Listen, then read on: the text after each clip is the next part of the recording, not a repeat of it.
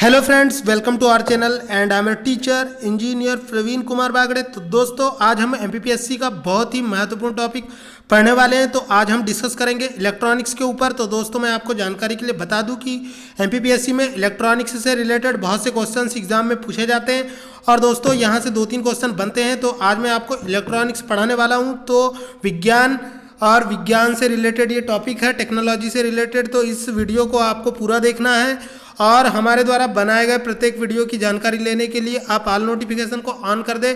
और अगर आपने हमारे इस चैनल को अब तक सब्सक्राइब नहीं किया है तो प्लीज़ सब्सक्राइब कर ले, ताकि हमारे द्वारा बनाए जा रहे प्रत्येक इंटरेस्टिंग वीडियो की जानकारी आपको मिलती रहे। तो दोस्तों, आज हम डिस्कस करेंगे इलेक्ट्रॉनिक्स क्या है।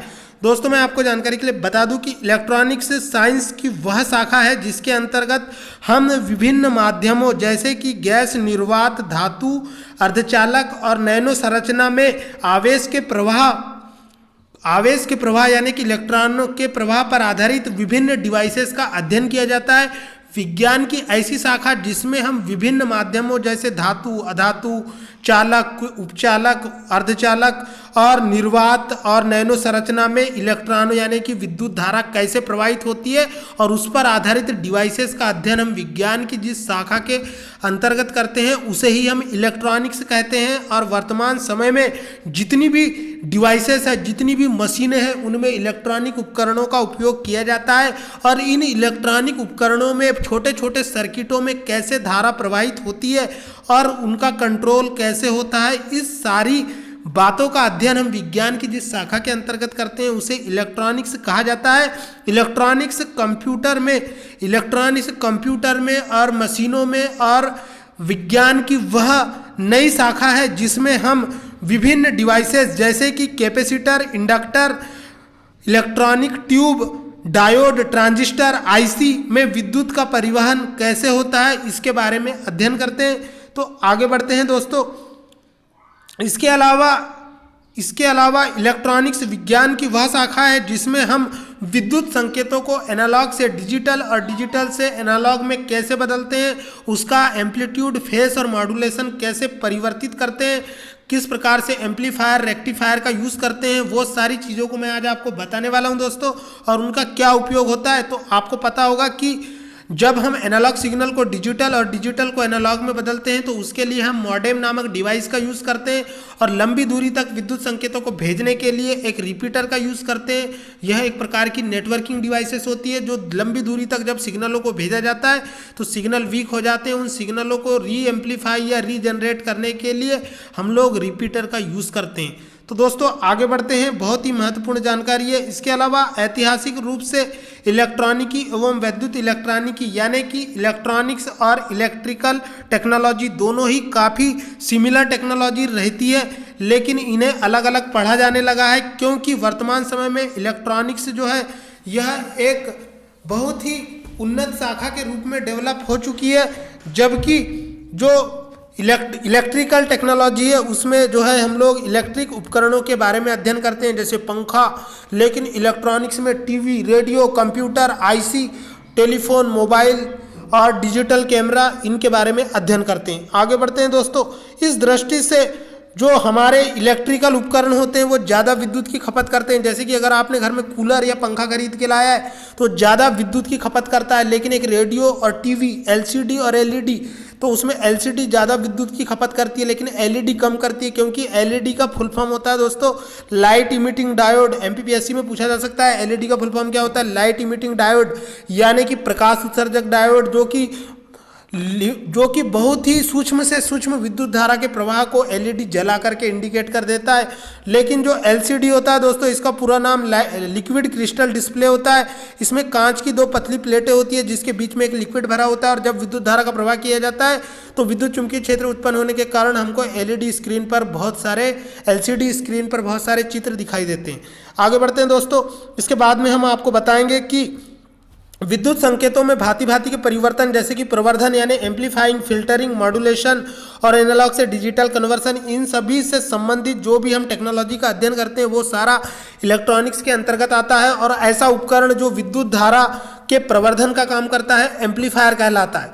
ऐसा विद्युत उपकरण, ऐसा इलेक्ट्रॉनिक उपकरण जो विद्युत धारा के वोल्टेज को बढ़ाता है, प्रवर्धक या एम्पलीफायर कहलाता है। इसके अलावा जो फिल्टर होता है दोस्तों, फिल्ट्रेशन, ये एक निश्चित मात्रा में करंट की सप्लाई के लिए रिस्पॉन्सिबल होता है। हमारे कंप्यूटर में एक डिवाइस होती है जिसका नाम आपने सुना होगा SMPS, जिसका पूरा नाम स्विच मोड पावर सप्लाई होता है। मैं आपको जानकारी के लिए बता दूं कि जब हम घर में कंप्यूटर को जोड़ते हैं तो हमारे घर में 120 AC से ज़्यादा की वोल्टेज जो होती है, AC DC की वोल्टेज जो होती है वो आती है, लेकिन दोस्तों हमारे कंप्यूटर को मात्र 5 से 12 वोल्ट का करंट की ज़रूरत होती है। तो ये जो SMPS होता है, जिसे हम स्विच मोड पावर सप्लाई कहते हैं, ये एक प्रकार के फिल्टर का काम करता है और मात्र 5 से 12 वोल्टेज का करंट जो है कंप्यूटर के इंटरनल सर्किट को प्रोवाइड कराता है, जिसके कारण हमारे कंप्यूटर की रैम रोम और इंटरनल मेमोरी और हार्ड डिस्क क्रैश नहीं होती, जिसके कारण हम बहुत अच्छे से कंप्यूटर को चला पाते हैं। आगे बढ़ते हैं दोस्तों।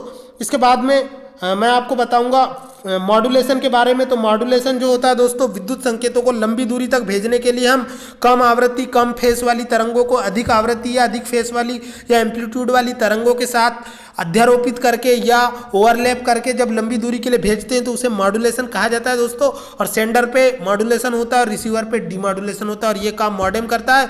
और मैं आपको जानकारी के लिए बता दूं दोस्तों कि मॉडेम जो होता है ये एक ऐसी इलेक्ट्रॉनिक डिवाइस होती है जो कि कंप्यूटर और टेलीफोन लाइन के बीच में लगी होती है। इसे इनपुट और आउटपुट दोनों डिवाइस के रूप में जाना जाता है।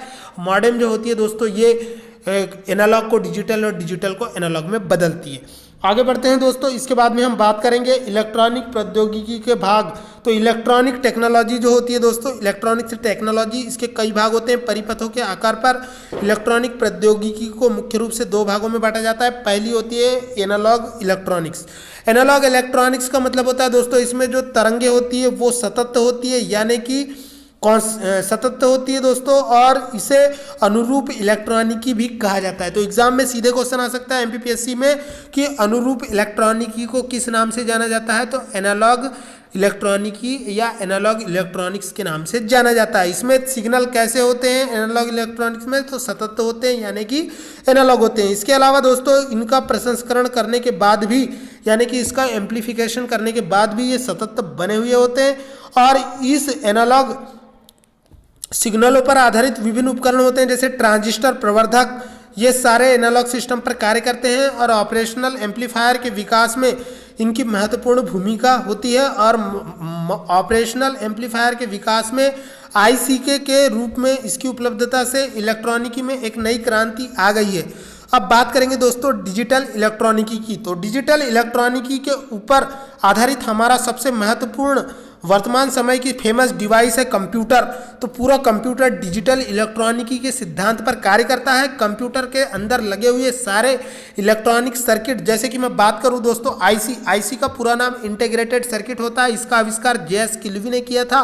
और पहली IC का नाम था दोस्तों इंटेल 4004, जो कि 4 बिट माइक्रो प्रोसेसर था, जिसका आविष्कार इंटेल कंपनी ने किया था। ये मात्र 16 इंस्ट्रक्शन को पर सेकेंड में एग्जीक्यूट करने के लिए कैपेबल था। ये काफ़ी कम क्षमता का था। लेकिन वर्तमान समय में जो सुपर कंप्यूटर एग्जीक्यूट किए जा रहे हैं, उपयोग किए जा रहे हैं, उनमें 64 बिट माइक्रो प्रोसेसर का यूज़ किया जाता है दोस्तों, जो लाखों इंस्ट्रक्शन को 1 सेकंड में एग्जीक्यूट कर सकता है। और कंप्यूटर के द्वारा जितने इंस्ट्रक्शन को 1 सेकंड में एग्जीक्यूट किया जाता है उसे मापने की इकाई MIPS होती है, जिसका पूरा नाम मिलियन इंस्ट्रक्शन पर सेकेंड होता है। ये भी एग्जाम में पूछा जा सकता है। इसके अलावा दोस्तों हमारा जो कंप्यूटर होता है वो डिजिटल इलेक्ट्रॉनिकी पर वर्क करता है। इसके अलावा हम डिस्कस कर रहे थे दोस्तों विज्ञान की इलेक्ट्रॉनिक प्रौद्योगिकी के भाग। डिजिटल इलेक्ट्रॉनिकी में आधुनिक व्यक्तिगत कंप्यूटर, यानी कि जो वर्तमान में जो आप पर्सनल कंप्यूटर यूज़ करते हैं, जैसे कि फ़ोन, डिजिटल कैमरा, डिजिटल इलेक्ट्रॉनिकी की ही देन है।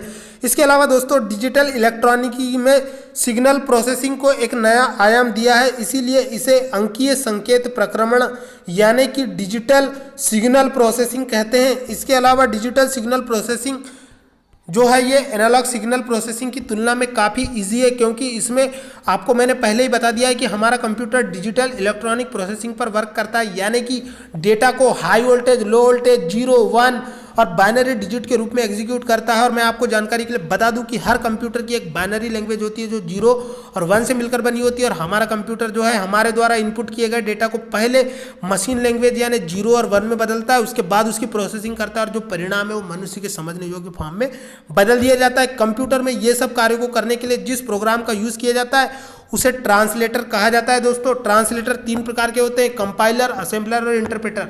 जिसमें कंपाइलर जो होता है वो उच्च स्तरीय भाषा के प्रोग्राम को मशीन भाषा में बदल देता है। उसमें जो कंपाइलर होता है दोस्तों वो उच्च स्तरीय के भाषा के प्रोग्राम को मशीन में बदल देता है, मशीन लैंग्वेज में बदल देता है। उसके बाद में जो असेंबलर होता है दोस्तों वो असेंबली लैंग्वेज के प्रोग्राम को मशीन लैंग्वेज में बदल देता है। और इंटरप्रेटर जो होता है दोस्तों वो भी हाई लेवल लैंग्वेज के प्रोग्राम को मशीन लैंग्वेज में बदल देता है। लेकिन कंपाइलर जो होता है दोस्तों वो पूरे प्रोग्राम को एक ही बार में मशीन लैंग्वेज में बदल देता है, लेकिन इंटरप्रेटर जो होता है वो एक एक लाइन को बदलता है, यानी कि इंटरप्रेटर धीरे धीरे बदलता है। आगे बढ़ते हैं दोस्तों, अब हम बात करेंगे इलेक्ट्रॉनिकी के इतिहास के ऊपर। तो कुछ महत्वपूर्ण फैक्ट है, इनके ऊपर आपको ध्यान देना है।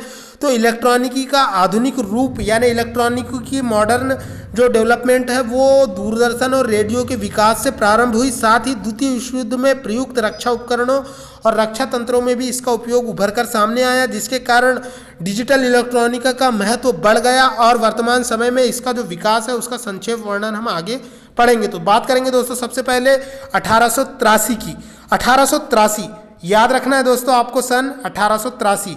1883 में थॉमस अल्वा एडिसन ने इस बात की खोज किया कि निर्वात में किसी धातु से हम विद्युत धारा का प्रवाह करते हैं तो इलेक्ट्रॉनों का प्रवाह संभव होता है, जिससे वह धातु से प्रकाश निकलने लगता है, जिसके कारण उन्होंने बल्ब का आविष्कार किया। मैं आपको जानकारी के लिए बता दूं दोस्तों कि 1883 में बल्ब का आविष्कार किया था थॉमस अल्वा एडिसन ने, जो कि मेसी सिद्धांत पर निर्वात डायोड के आधार पर कार्य करता है। इसके अलावा दोस्तों अब हम बात करेंगे 1893 की।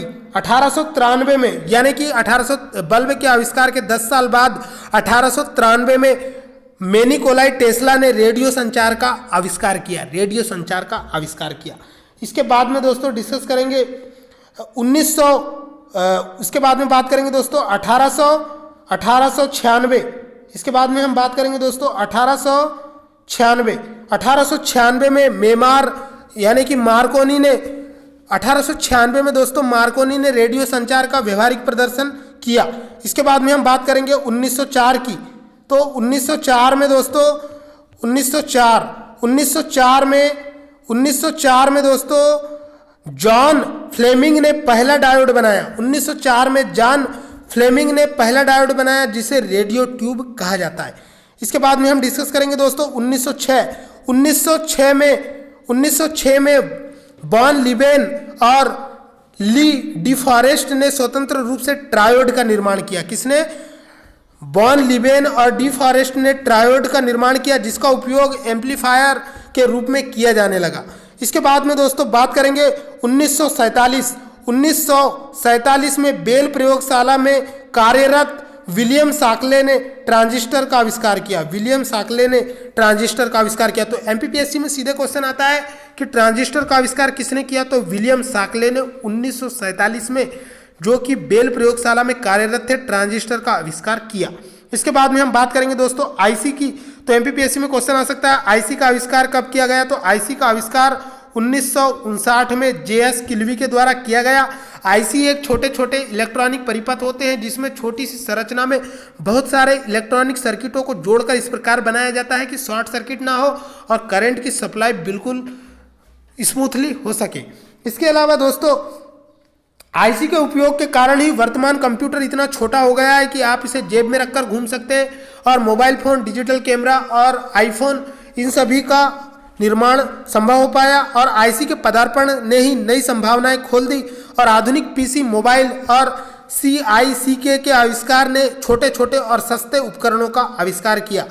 इसके आगे दोस्तों 1968 में माइक्रो प्रोसेसर का विकास किया गया, जिसका विकास जो है मार्सियन हॉफ ने किया।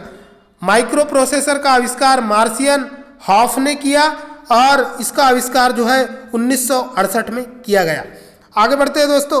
तो इस तरह से मेरा ये वीडियो यहीं पर कंप्लीट हुआ इलेक्ट्रॉनिक्स का, जो कि मैंने बहुत मेहनत करके बनाया है। आप लोगों को ज़्यादा से ज़्यादा कमेंट करना है और लाइक करना है दोस्तों। इसके अलावा दोस्तों मैंने अपने इस चैनल पर कंप्यूटर की प्लेलिस्ट बनाया है, कंप्यूटर अवेयरनेस जीके, जहां पर मैंने विभिन्न banking, railway, SSC, MPPSC, CPCT और बैंकिंग की एग्जाम के लिए पूरा कंप्यूटर पढ़ा दिया है। तो आप मेरे कंप्यूटर की प्लेलिस्ट में जाकर भी मेरे वरीयस ज्ञानवर्धक वीडियोस को देख सकते हैं। इसके अलावा आप मुझे इंस्टाग्राम पर भी फॉलो कर सकते हैं। मेरी आईडी है engineer Praveen Bagde, computer expert 007। तो मिलते हैं दोस्तों अगले वीडियो के साथ, तब तक के लिए जय हिंद, वंदे मातरम।